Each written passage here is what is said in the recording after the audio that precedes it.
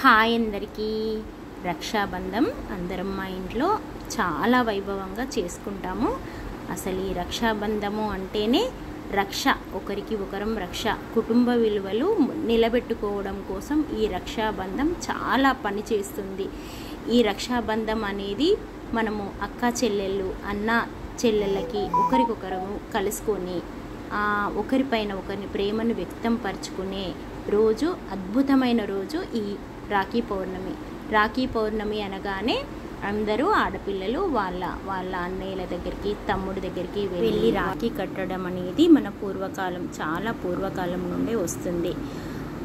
కుటుంబ వ్యవస్థ పటిష్టంగా ఉండాలంటే ఈ రక్షాబంధం చాలా తోడ్పడుతుంది. కుటుంబాలు కలిసిమెలిసి ఉండడానికి ఈ రాఖీ పౌర్ణమి చాలా బాగా పనిచేస్తుంది. ఎందుకంటే రాఖీ పౌర్ణమి రోజు ఎంత దూరానున్నా అక్క, చెల్లి, అమ్మ వాళ్ళ ఇంటికి, తమ్ముడు, అన్నయ్య ఎక్కడుంటే అక్కడికి రావడము, రాఖీ కట్టడము, ఇది ఒక మధురమైన క్షణంలాగా.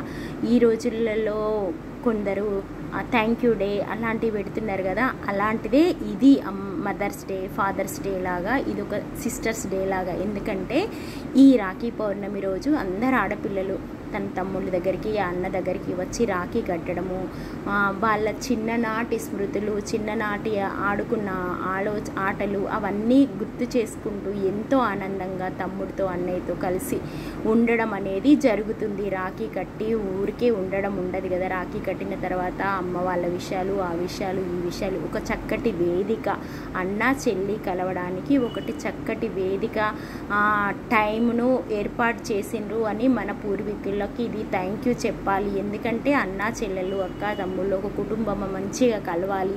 నేను మా అమ్మ వాళ్ళతో ఎట్లా కలిసి ఉంటే మా వదిన కూడా వాళ్ళ బ్రదర్స్ దగ్గరికి వెళ్ళి కట్టాలి అని, మన వదిన కూడా వాళ్ళ అమ్మ వాళ్ళతో, వాళ్ళ అన్న తమ్ముడితో కలవాలి అని అన్నయ్యకి చెప్పడము. అంత మంచిగా నేను వచ్చి నీతో ఎలాగుంటున్నానో తను కూడా, వదిన కూడా వాళ్ళ అమ్మ వాళ్ళ ఇంటికి వెళ్ళి వాళ్ళతో మంచిగా ఉండాలి, వాళ్ళను కలవాలి అని ఇట్లా చెప్పడము ఆడపిల్లలు చేస్తూ ఉంటారు.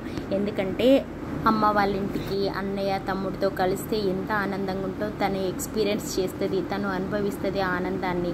అలాంటి ఆనందము తన వదినకి, మరదలకి కూడా ఉండాలని ఆలోచిస్తుంది. వెళ్ళు, నేను వస్తా, నేను రాఖీ కడతా, నువ్వు కూడా వెళ్ళు వదిన అని చెప్పడం కూడా జరుగుతుంది.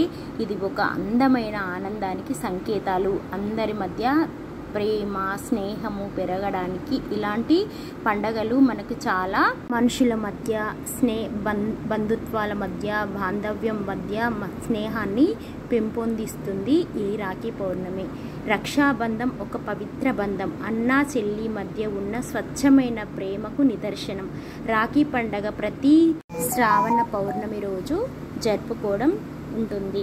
ఎక్కడ ఉన్న అక్క చెల్లి అందరూ కలిసి, అక్క తమ్ముళ్ళు, అన్న చెల్లెళ్ళు అందరూ కలిసి ఆనందంగా చేసుకునే గొప్ప పండగ ఇది.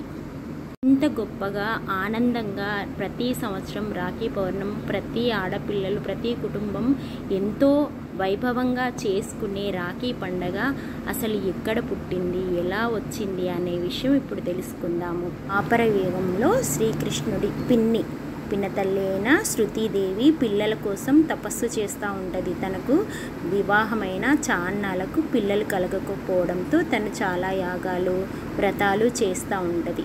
చివరికి కొన్నాళ్ళకి తనకి ఒక బాబు పుడతాడు. ఆ బాబుకి అనారోగ్యంతో పుడతాడు. అసలు ఎంతో మంది వైద్యులను పిలిపించి వైద్యం చేసి ఏమి చేసినా ఆ శిశువు ఆరోగ్యవంతుడు కాలేకపోతాడు. ఇంకా నామకరణోత్సవం చేద్దాము అని ఒక మునీశ్వరుడు నామకరణోత్సవం చేయడానికి ముందుగా వచ్చి, మీరు ఈ బాబుకి నామకరణోత్సవం చేసే రోజు అందరినీ, పెద్దవాళ్ళని, ఊరి వాళ్ళను అందరినీ ఆహ్వానించి ఎవరు ఎత్తుకున్న అందరికీ, వచ్చిన వాళ్ళందరికీ బాబుని వారి చేతికిచ్చి ఆశీర్వదించమని చెప్పండి. ఒక గొప్ప యోగి వస్తాడు. నామకరణోత్సవం రోజు బాబుని తన చేతుల్లోకి తీసుకోగానే బాబు ఆరోగ్యం కుదుట పడుతుంది. కానీ ఈ బాబు మరణం ఆ యోగి చేతిలోనే ఉంటుంది అని చెప్తాడు ఆ మునీశ్వరుడు. అప్పుడు శృతీదేవి బాబుకి ఆరోగ్యం బాగుపడుతుందని సంతోషించాలా, మరణం ఉంటుందని బాధపడాలా అర్థం కాక చాలా సతమతమవుతూ ఏడుస్తూ ఉంటుంది. ఇంకా మునీశ్వరుడు ఈ బాబుకు శిశుపాలుడని పేరు పెట్టమని చెప్తాడు, వెళ్ళిపోతాడు. ఇంకా మునీశ్వరుడు వీళ్ళు వైభవంగా నామకరణోత్సవం అన్నీ సిద్ధం చేసుకుంటారు. పూజలు, యాగాలు, వ్రతాలు అన్నీ చేస్తూ ఉంటారు. ఊర్లో వాళ్ళని, గొప్ప వాళ్ళని అందరినీ ఆహ్వానిస్తారు. చుట్టాలని, బంధువులని ఆహ్వానించి బాబుని అందరి చేతుల్లోకి ఇచ్చి పెద్దవాళ్ళతో అందరితో దివ్య ఆశీస్సులు తీసుకుంటూ ఉంటారు. కానీ ఎవరి చేతిలో అబ్బాయి ఆరోగ్యానికి శిశుపాలుడి ఆరోగ్యము నయం అవ్వకపోవడంతో ఇంకా ఎదురు చూస్తూ ఉంటుంది. ఇంకా ఎవరు వస్తారు, ఎంత గొప్ప వాళ్ళు వస్తే నా బాబు నయమవుతుంది అని ఎదురు చూస్తుంటుంది శృతీదేవి. చివరికి శ్రీకృష్ణుడు వస్తాడు. వచ్చి తన చేతిలోకి శిశుపాలుడిని తీసుకోగానే శిశుపాలుడు ఆరోగ్యం సంపూర్ణంగా ఆరోగ్యవంతుడు అవుతాడు. ఇంకా దానితో శృతీదేవి ఎంతో ఆనందిస్తుంది. ఆనందించడమే కాకుండా తనకు బాధ కూడా వేస్తుంది. ఎందుకంటే కృష్ణుడి చేతిలోనే తన బాబు చనిపోతాడనే విషయం తనకు అర్థమైపోతుంది శృతీదేవికి. శృతీదేవి ఎంతగానో బాధపడుతుంది. ఇంకా శృతీదేవి, నాయన తండ్రి కృష్ణ, నాకు ఒక వరము ఇవ్వాలి తండ్రి అని అడుగుతుంది. చెప్పండి పిన్ని, మీరు ఏ కోరిక అడుగుతారో, ఏం వరం అడుగుతారో నాకు తెలుసు, కానీ మీరు చెప్పండి అంటాడు కృష్ణుడు. ఇంకా అప్పుడు శిశుపాలుణ్ణి క్షమించు, ఎన్ని తప్పులు చేసినా క్షమించి వానికి ప్రాణభిక్ష పెట్టు నాన్న అని అడుగుతుంది. ఇంకా అప్పుడు కృష్ణుడు 100 తప్పులు చేసే వరకు క్షమిస్తాను, 101 తప్పుకి తప్పకుండా మరణం తథ్యం అని చెప్పి వెళ్ళిపోతాడు శ్రీకృష్ణుడు.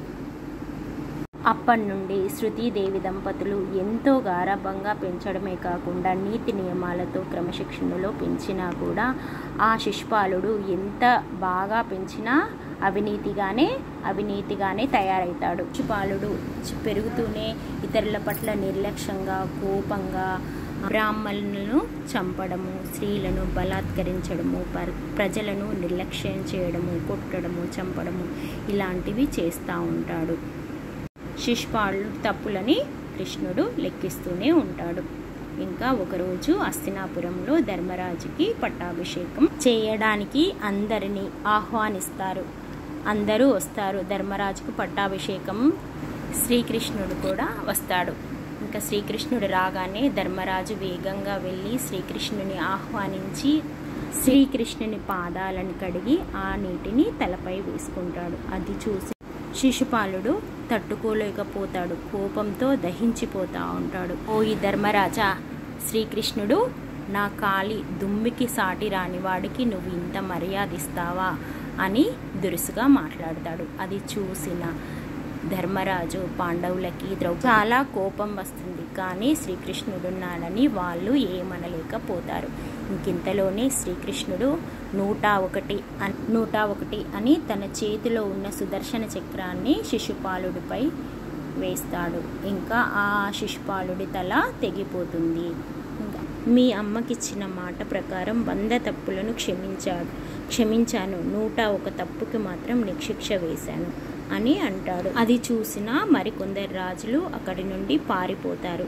సుదర్శన చక్రాన్ని విసురుగా శిశుపాలుడిపైకి విసరడం వల్ల శ్రీకృష్ణుడికి వేలికి చిన్నగా గాయమయ్యి రక్తం కారుతూ ఉంటుంది. అది చూసిన ద్రౌపది పరిగెత్తుకొని వచ్చి తన చీర చెంగుని చింపి శ్రీకృష్ణుడి వేలికి రక్తం రాకుండా కడుతుంది.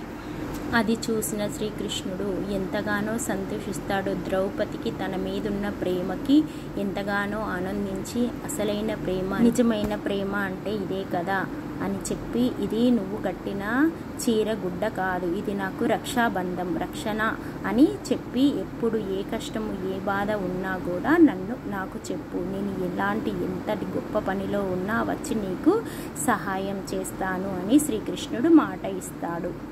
పాండవులు జూదంలో ఓడిపోయి ద్రౌపదిని పణంగా పెట్టినప్పుడు ఆమె చీరను దుశ్శాసనుడు లాగినప్పుడు ఆమె సహాయం కోసం భర్తలని, అక్కడున్న పెద్దవారిని, ఇతర రాజులని అందరినీ అడిగినప్పుడు ఎవరూ సహాయం చేయలేని పరిస్థితిలో ఉన్నప్పుడు తను గుర్తుకు వచ్చింది కృష్ణుడు తనకు సహాయం చేస్తాడని. అప్పుడు కృష్ణ కృష్ణ కృష్ణ అని గట్టిగా ఆర్తనాదం చేయగానే కృష్ణుడు తన కోసం ద్రౌపది ఆర్తనాదం చేస్తుందని, వెంటనే తనకు చేతికి కట్టిన రక్షాబంధం గుర్తుకు వచ్చింది. వెంటనే కృష్ణుడు ఆ సమయంలో యుద్ధం చేస్తున్నాడు. యుద్ధాన్ని క్షణాల్లో ముగించుకొని తన చెల్లికి కావలసిన చీరలు సహాయము అందించాడు కృష్ణుడు. అన్నా చెల్లెళ్ళ బంధంకి ఇది ఒక గొప్ప నిదర్శనము, రక్షాబంధానికి ఒక గొప్ప నిదర్శనము. ద్రౌపది చీర కొంగు చింపి కట్టినప్పుడు తన ప్రేమను వ్యక్తపరిచింది. తను మళ్ళీ అన్నయ్యగా తను చేయాల్సిన సమయంలో సహాయం చేశాడు. ఇది గొప్ప ప్రేమకు నిదర్శనంగా ఉంది.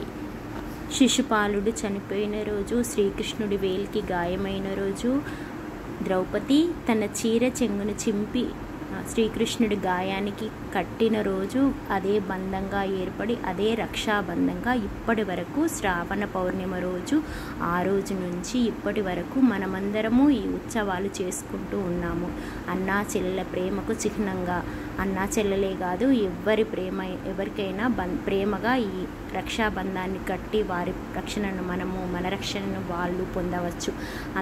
అందరూ అన్యోన్యంగా ఆనందంగా సంతోషంగా సౌభాగ్యంతో అన్నా చెల్లెళ్ళు కుటుంబాలు అందరూ బాగుంటేనే మన ఊరు బాగుంటుంది, ఊరు బాగుంటేనే జిల్లా బాగుంటుంది, జిల్లా బాగుంటేనే రాష్ట్రం బాగుంటుంది, రాష్ట్రం బాగుంటేనే దేశం బాగుంటుంది, దేశం బాగుంటేనే ప్రపంచం బాగుంటుంది. అందరూ అన్యోన్యంగా ఆనందంగా ఉండాలి. Thank you for watching.